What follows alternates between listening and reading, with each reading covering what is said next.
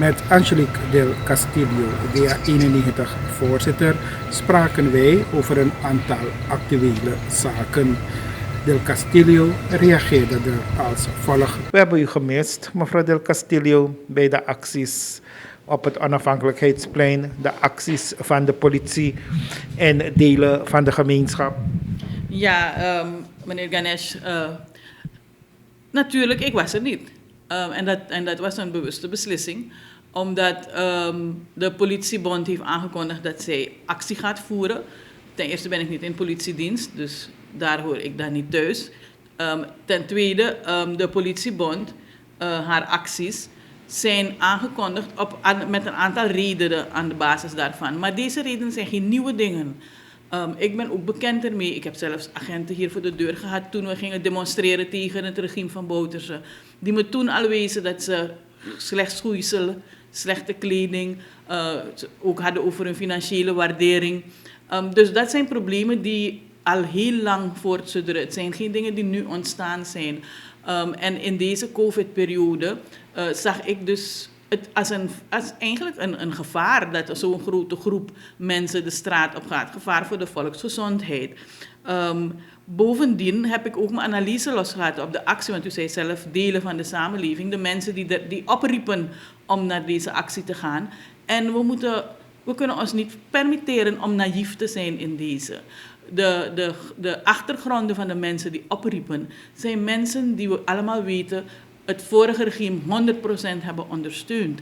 En de ellende waarin we vandaag de dag zijn, de keuze om naar het IMF te gaan door deze regering, eigenlijk bijna geen keuze, maar de verplichting, omdat de schuldeisers dat eisen, is het gevolg van het beleid van de vorige regering. En tijdens die regering hebben we deze mensen niet op straat gezien. Toen is er ook niet door de politiebond een actie ondernomen om te gaan eisen dat ze terwijl het al 4 en 5 jaar was, dat ze leden onder deze verwaarlozing. Er is toen niet, maar nu de consequenties aan de deur zijn, nu heeft men problemen met de consequenties.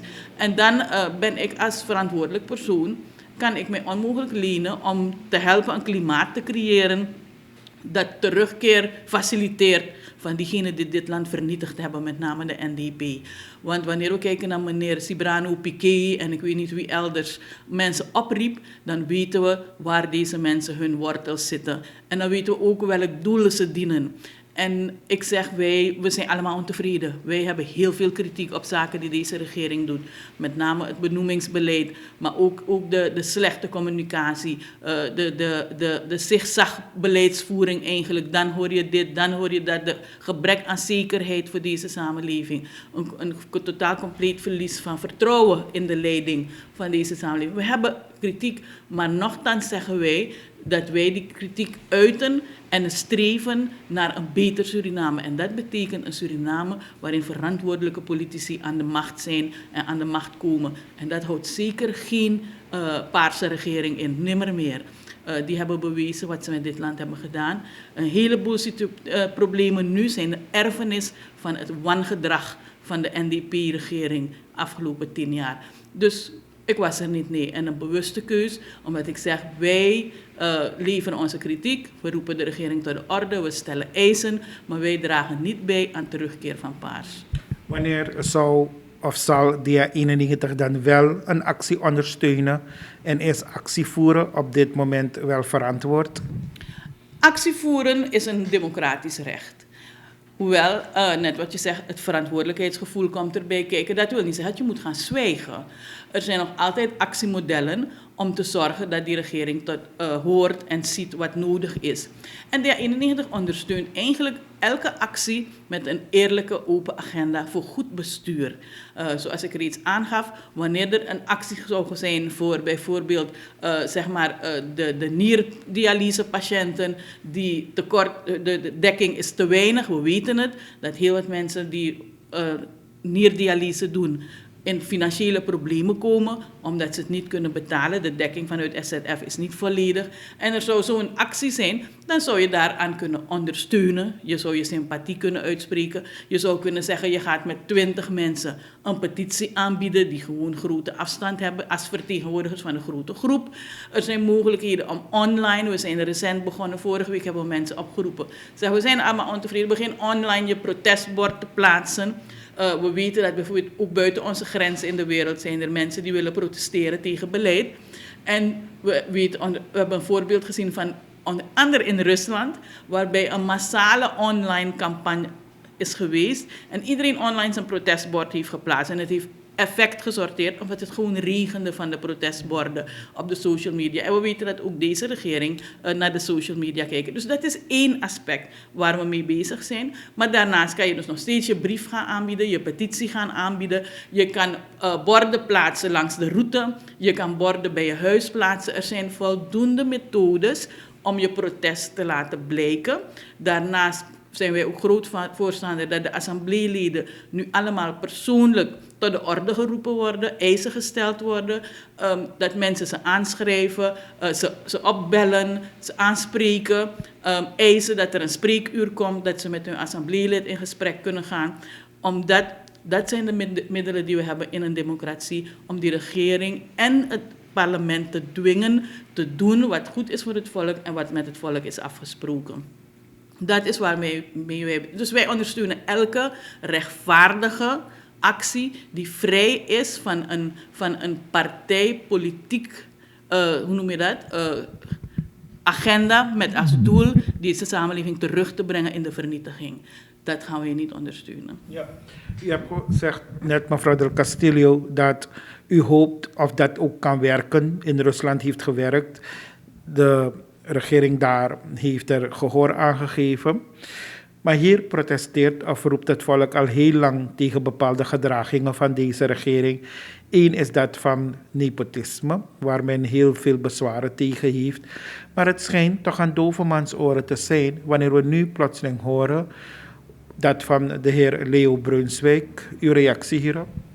Het is heel ernstig. Het is heel ernstig wanneer we ontdekken en constateren dat deze regering eigenlijk wat we noemen Oost-Indisch doof is voor wat de samenleving zegt. En het is, weet je waarom het zo erg is? Omdat het geen gek klein ding is.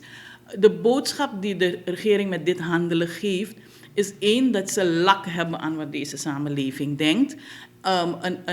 Een arrogantie straalt van ze af. Van wij doen het en doe ons wat dan. Wie gaat ons wat doen?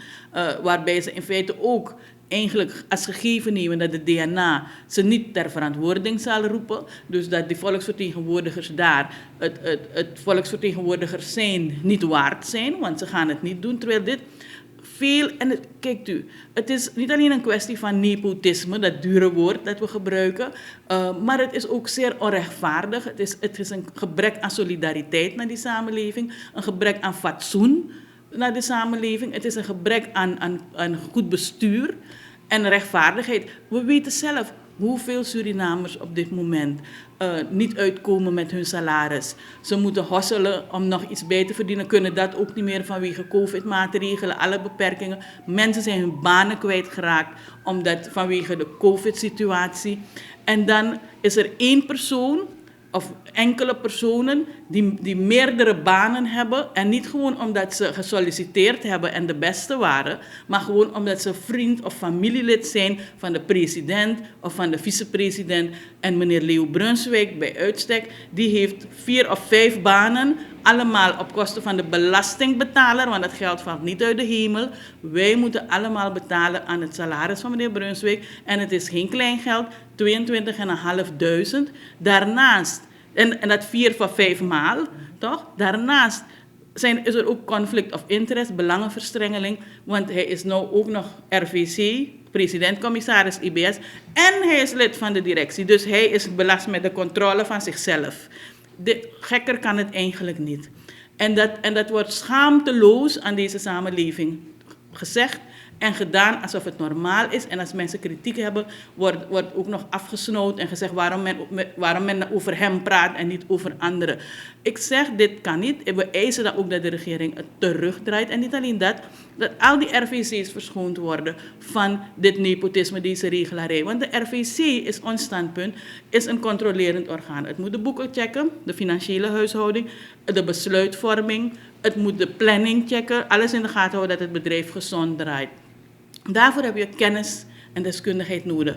Op basis daarvan moeten mensen gerecruiteerd worden. Niet op basis van partijpolitieke loyaliteit en erger nog familierelaties.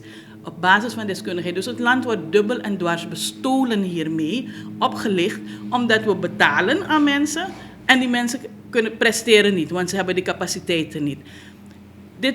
Het is gewoon schaamteloos gedrag. En u moet nagaan, er zijn mensen die tegenwoordig zich afvragen als ze nog hun telefoon gaan kunnen onderhouden, als ze nog licht gaan kunnen betalen, een broodje voor hun kinderen naar school gaan zetten.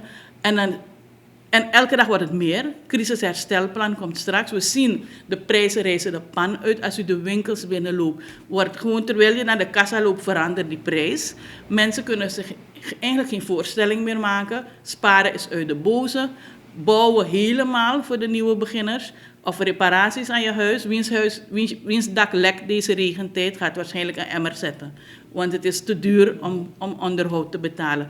En dan aan de andere kant van de samenleving merk je dat de mensen die zich verzamelen rond de leiding van het land steeds meer geld in hun portemonnee mogen doen stromen, steeds minder betalen, want ze leven ook op kosten van de staat, hebben diensttelefoons, veel meer dan 1 telefoon, dienstauto's, dienstwoningen, alles op kosten van die belastingbetaler die steeds minder overhoudt om zichzelf te onderhouden.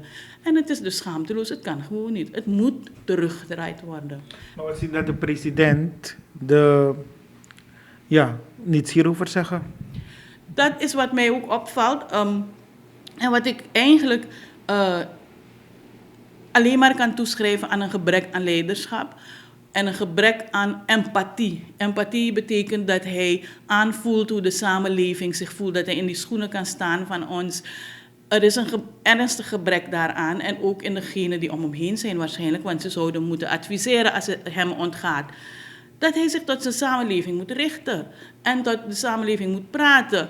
Om ons zo ver te krijgen dat we kunnen inzien waarom hij bepaalde besluiten neemt. Dat we weer vertrouwen kunnen hebben. En dat hij kan weten van deze samenleving is eens met mij. Ze begrijpen mij. En ze zien dat ik ze hoor en ook begrijp. Dus ze geloven in hun eigen propaganda nu. Wat heel vernietigend voor hun gaat zijn. Voor ons nu al, maar voor hun op termijn ook. En het is arrogantie. Het grenst aan het gebrek aan een democratische geest en het neigt naar een dictatoriale instelling. Want democraten houden zich bezig met wat het volk vindt. Ze luisteren, ze gaan erop in, ze communiceren met het volk. Maar terwijl een dictator omgekeerd zegt, je kan doen wat je wil, ik doe wat ik wil, niemand kan me wat maken. En dat is een heel slechte ontwikkeling voor ons. Bovendien, wanneer de president aan het begin bij zijn aantreden zegt, we zitting en we gaan het samen doen, dan verwacht je dat hij ook eerlijk en oprecht met die samenleving in contact blijft. Wat we echter zien is dat elke keer wanneer de kritieken hoog oplopen, er een soort, hoe noem je dat, een soort comedie voor ons wordt opgevoerd. Want dan komt de president met de vicepresident in een zogenaamd een man-to-man talk, komen ze op tv om ons te laten zien hoe goed ze het met elkaar vinden en dat alles koek en ei is. Daar hebben we niets aan, want we zien de realiteit, we ervaren het. En als de president het dus goed vindt, de handelingen die vanuit onder andere de vicepresident plaatsvinden en zijn familieleden, kijk naar de kwestie van mevrouw Pokkie, dan gaan we nog meer twijfelen aan de integriteit van de president en aan zijn leiderschap. Want de president moet geen matties zijn met de vicepresident. De president heeft de leiding van dit land en hij moet ook de vicepresident op het juiste spoor houden. Dus wanneer dingen fout gaan, is het niet een pleister op de wonden door te doen alsof we zijn matties. Dat is niet de boodschap die we willen hebben. Wat wij willen horen, ik ben president en ik hou me aan de wet en de regelgeving en ik zie erop toe dat mijn heel team dat doet. En ik maak geen uitzondering voor niemand. Dat is wat we willen zien van de president. En hij hoeft geen matties met niemand te zijn. Wanneer je leiding geeft, ben je er niet om matties te zijn met mensen. Je bent er om de juiste keuzes te maken op het juiste moment en om iedereen gelijk en gelijkwaardig te behandelen. Dat is wat we van je moeten proeven. En dat is wat uitblijft bij deze president.